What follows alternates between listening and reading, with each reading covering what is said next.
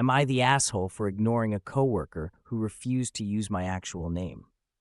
I've worked at my office for 8 years.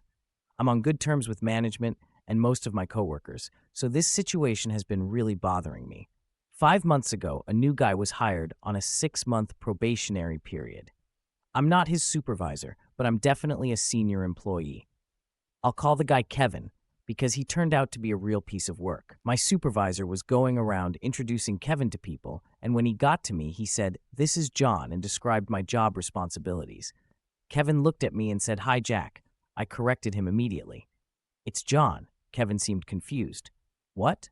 "My name's John, not Jack," I repeated clearly. Kevin just shrugged and said, "It's close enough for me."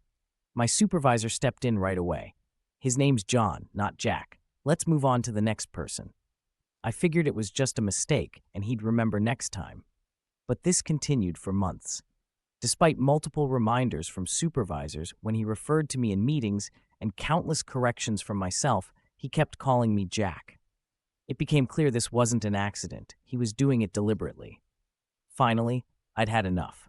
I pulled him aside and told him directly, "You either use my actual name or I ignore you completely, no matter what the situation is." His response told me everything I needed to know about his attitude. He smirked and said, "Sure thing, Jackie boy." Since I don't work directly with him on any projects, I figured I'd just follow through on my promise and ignore him completely. Recently, Kevin had a 2-day business trip that required a rental car. I often work late some nights, and Kevin approached my desk one evening and announced, "Hey, Jack, I'll be dropping the rental car off at 7 when I get back tomorrow. See you there for a lift back to the office." He didn't ask. He just assumed I'd agreed to this arrangement. The rental place closes at 6 and has a drop box for after-hours returns, so I knew he could handle it himself. As promised, I ignored him completely.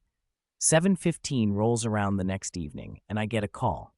I recognized his number from our company directory, so I ignored it. He called 7 more times in a row, then started sending emails. The first email was, "Jack, I'm at Enterprise. Come pick me up." More emails poured in every 5 to 10 minutes. He addressed me as Jack, Jacko, Jackie, and Jackie Boy in different messages. The emails quickly escalated and started being laced with profanity and a couple of actual threats about what he'd do when he saw me next. I logged out of my computer and went home. It was raining pretty hard that night. The next morning, I saw that Kevin had sent several more angry emails overnight. I printed all of them off and highlighted the threatening language. At 10 a.m. sharp, he stormed up to my desk and started screaming, "Where the hell were you? I told you when to pick me up. I had to take a cab. Do you know how much that cost me?"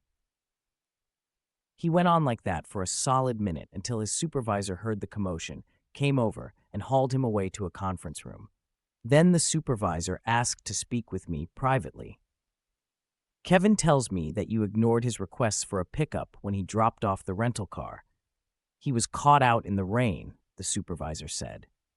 I explained the whole situation from the beginning and showed him the printed emails with the threats highlighted. The supervisor sighed. "I can see why you wouldn't want to spend time around him, but it was still kind of inconsiderate to leave him stranded in the rain. That's not the greatest neighborhood, and he could have been hurt." He paused and continued, "With the threats and him being on probation, he no longer works here. Just try not to be petty in retaliation to your coworkers." A few people at the office have since commented that I'm the jerk for ignoring Kevin and getting him riled up, which ultimately got him fired. Am I the asshole here?